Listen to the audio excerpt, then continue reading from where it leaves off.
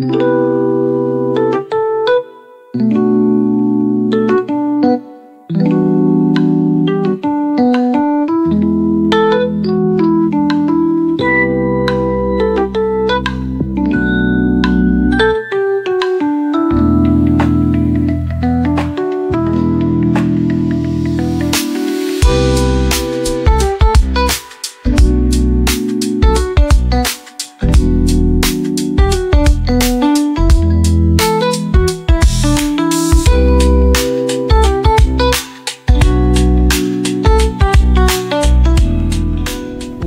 দর্শক বন্ধুরা, আজ আমাদের ইউএস ভ্রমণের দ্বিতীয় দিন। এখন ঘড়িতে স্থানীয় সময় সকাল 9:30। একটা হেভি ব্রেকফাস্ট করে আমরা বেরিয়ে পড়েছি সান ফ্রান্সিসকোর অন্যতম ফেমাস দ্রষ্টব্য গোল্ডেন গেট পার্ক ঘুরে দেখব বলে। আমাদের রেন্টেড এয়ারবিএনবি অ্যাকোমোডেশন থেকে এটি বেশ কাছেই। গুগল বাবাজির সাজেশন মেনে আমরা লোকাল বাসে করে নেমেছি লিঙ্কন ওয়ে বাস স্টপে এবং তারপরে হেঁটে পার্কে এই মুহূর্তে প্রবেশ করছি। আমরা এই মুহূর্তে যে টানেলের মধ্যে দিয়ে চলেছি সেটি এই পার্কে প্রবেশের অনেকগুলি পথের মধ্যে একটি। এখানে বিশেষভাবে বলা দরকার যে এই পার্কের কিন্তু সেভাবে কোনো বাউন্ডারি ওয়াল নেই। আপনারা নিশ্চয়ই দেখতে পাচ্ছেন সামনে সবুজের সমারোহ। সান ফ্রান্সিসকোর পশ্চিম অংশে অবস্থিত এই গোল্ডেন গেট পার্ক প্রায় 1000 একর জুড়ে বিস্তৃত। আকারে এটি নিউ ইয়র্কের জগৎবিখ্যাত সেন্ট্রাল পার্কের থেকেও বড়। লম্বায় প্রায় 3 মাইল এবং প্রস্থে প্রায় 1/2 মাইল বিস্তৃত এই সবুজের মহাসাগরটি প্রশান্ত মহাসাগরের একদম পাশেই। তবে এটি শুধু একটি পার্ক নয়, এ এক জীবন্ত জাদুঘর, যেখানে প্রকৃতি, সংস্কৃতি আর মানুষের মেধার অপূর্ব মেলবন্ধন ঘটেছে। সান ফ্রান্সিসকোর মতন একটি অত্যাধুনিক শহরের বুকের ভেতর অবস্থিত এই পার্কে প্রকৃতি, ইতিহাস আর বিজ্ঞান একসাথে হাত ধরে হাঁটে। এই পার্কটির স্বপ্নদ্রষ্টা ছিলেন উইলিয়াম হ্যালস্টিড হল, আর বাস্তবে যিনি এর রূপদান করেন তিনি হলেন একজন স্কটিশ, নাম জন ম্যাকলারেন। 1870-এর দশকে এক সময় যেখানে ছিল শুধু বালির টিলা আর ঘাস, সেখানে ধীরে ধীরে গড়ে উঠতে থাকে এই সবুজ স্বর্গ। ম্যাকলারেন বলতেন, প্রকৃতির সাথে মানুষের বন্ধন ফিরিয়ে আনাই এই পার্কের একমাত্র উদ্দেশ্য। গোল্ডেন গেট পার্ক মানে শুধু গাছপালা আর লন নয়, এখানে রয়েছে শত শত প্রজাতির গাছ, যাদের মধ্যে অনেকগুলি বিরল থেকে বিরলতম প্রজাতির গাছ। এত ওয়েল মেনটেন্ড একটা পার্কে হাঁটতে হাঁটতে সত্যি করেই নিজেকে যেন হারিয়ে ফেলছি এক অন্য জগতে। খুব বেশি মানুষ নেই এখন পার্কে। অবশ্য গতকাল ওশেন বিচে যেরকম দেখেছি তাতে বিশেষ বিশেষ দিন ছাড়া এই পার্কেও খুব ভিড় হয় বলে মনে হয় না। এমন শান্ত অথচ চোখ জুড়োনো পরিবেশ যে কাউকে মুগ্ধতায় ভরিয়ে দেবে। আমরাও তার ব্যতিক্রম নই। দিনের শুরুটা সত্যি করেই আমাদের তরতাজা করে দিল। ছবি তোলার জন্য এর থেকে ভালো জায়গা বুঝি আর হয় না। আমরাও এই জায়গাটার ভরপুর সুযোগ নিলাম। নানা ভঙ্গিমায় নানা রকম ছবি তুললাম সবাই।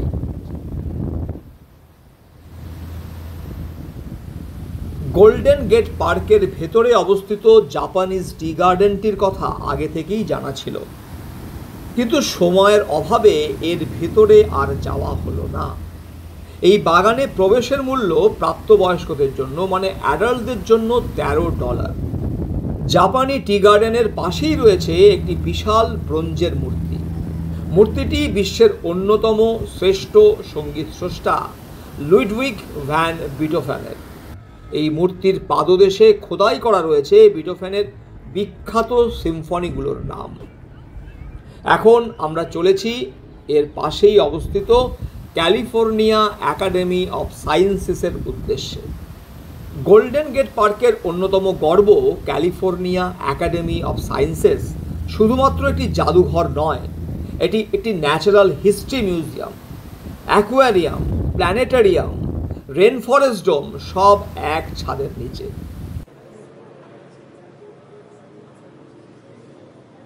বিশেষ করে এখানে আপনি দেখতে পাবেন জীবন্ত পেঙ্গুইন, 4 তলা বিশিষ্ট গ্রীষ্মমণ্ডলীয় রেন ফরেস্ট, বিশ্বের অন্যতম আধুনিক ডিজিটাল প্ল্যানেটোরিয়াম, এবং হ্যাঁ, এর ছাদটাই সবুজে ঢাকা, একটি সাস্টেইনেবল লিভিংয়ের জীবন্ত উদাহরণ।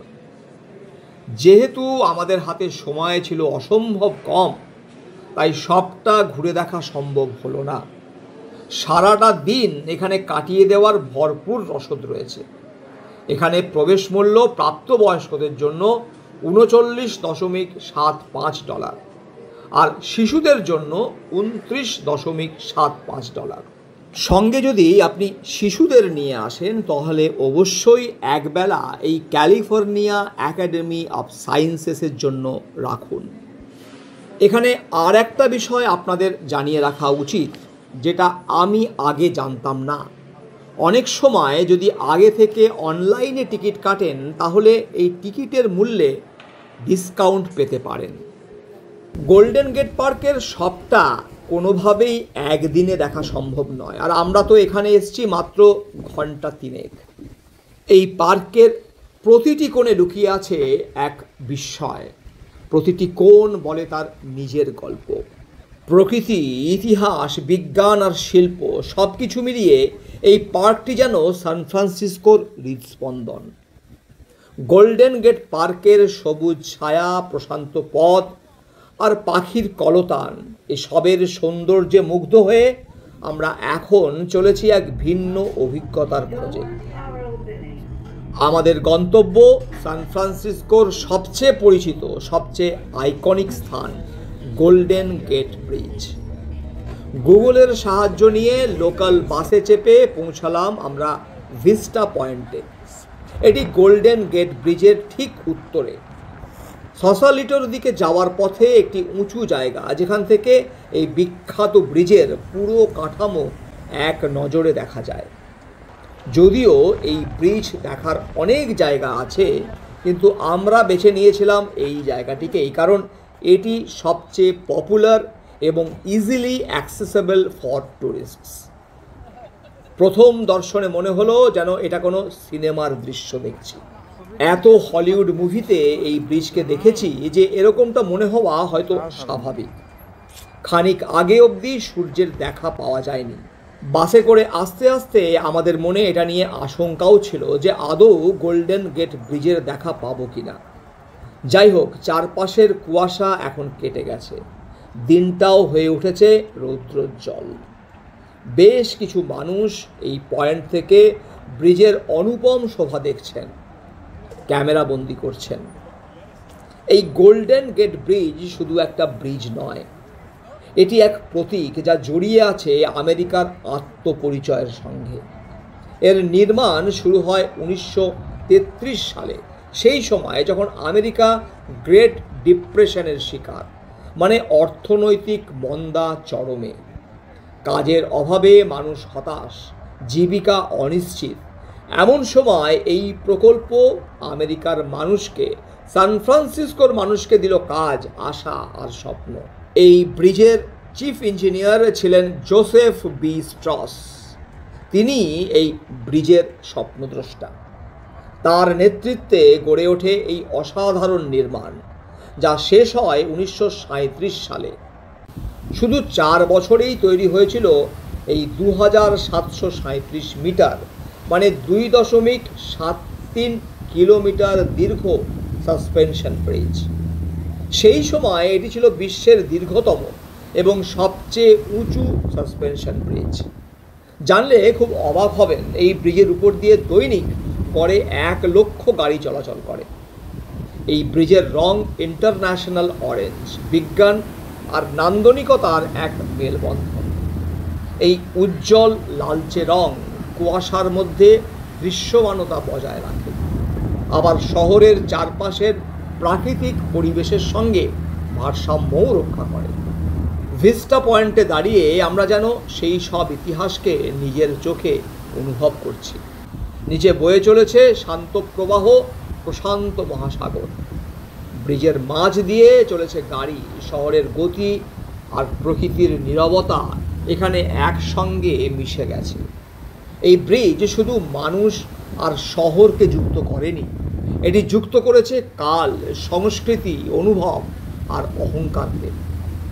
এটি এক দুঃসাহসিক অধ্যায় যেখানে প্রকৃতি, ইঞ্জিনিয়ারিং মার্ভেল আর মানবিক সংকল্প একসঙ্গে কাজ করেছে। ভিস্টা পয়েন্টে দাঁড়িয়ে চারপাশটা যেন জীবন্ত হয়ে ওঠে।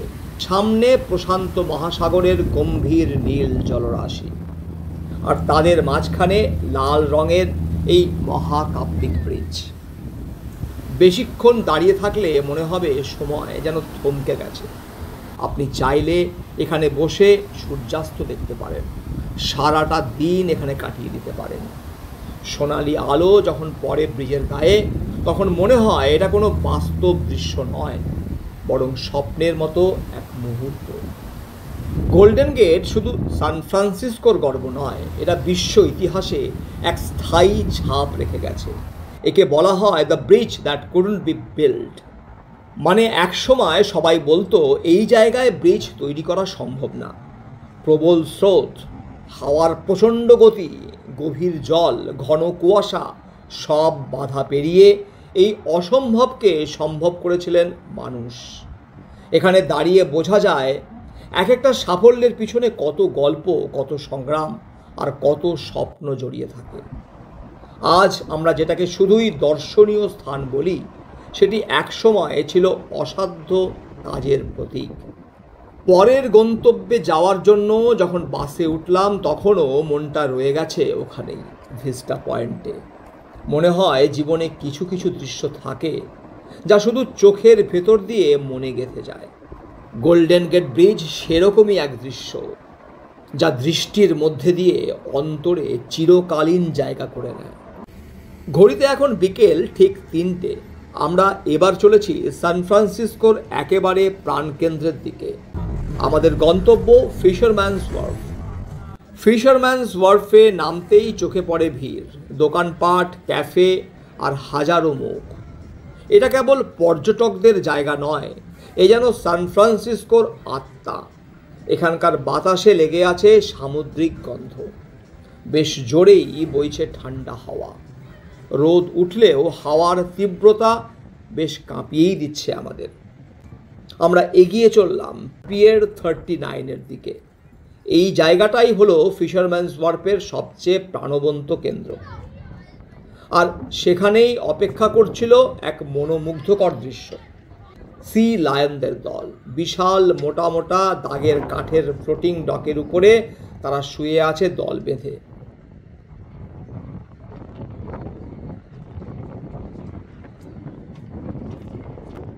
কেউ হাই তুলছে, কেউ রোদ পোয়াচ্ছে, আবার কেউ হুট করে জলে ঝাঁপ দিচ্ছে। চারপাশের শিশু আর বড়রা উল্লাসে তাকিয়ে দেখছে এই অনন্য প্রাকৃতিক দৃশ্য। তাদের দেখে বুঝতে পারি মানুষ আর প্রকৃতি যখন সহাবস্থান করে তখন তা কতটা সৌন্দর্যময় হতে পারে। আগামীকাল আমাদেরকে আবার এই জায়গাটাতেই আসতে হবে, কারণ এখান থেকেই আমাদের অ্যালকাট্রাজ আইল্যান্ড ট্যুর শুরু হবে।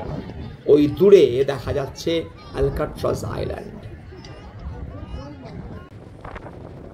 স্কাই স্টার জায়ান্ট হুইলে বসার সাহস করতে পারলাম না প্রচণ্ড জোরালো হওয়ার কারণে।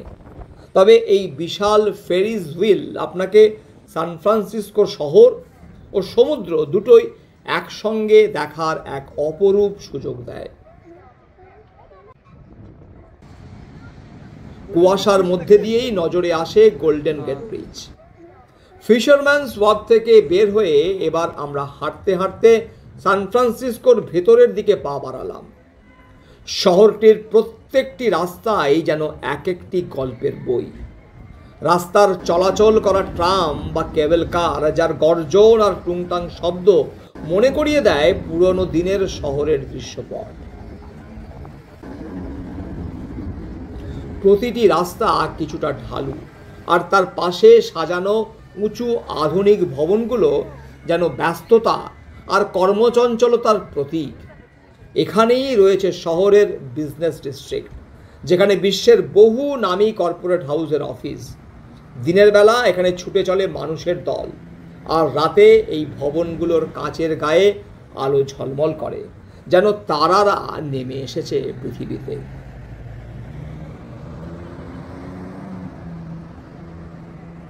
তারপর আমরা পৌঁছালাম এক অন্যরকম জায়গায়, চায়না টাউন।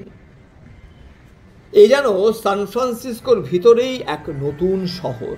রঙিন লণ্ঠন, চাইনিজ স্থাপত্য, রাস্তার দুই ধারে সাজানো দোকানপাট এবং সাথে চাইনিজ গানের সুর, সব মিলিয়ে এক অন্যরকম প্রাণবন্ত অভিজ্ঞতা।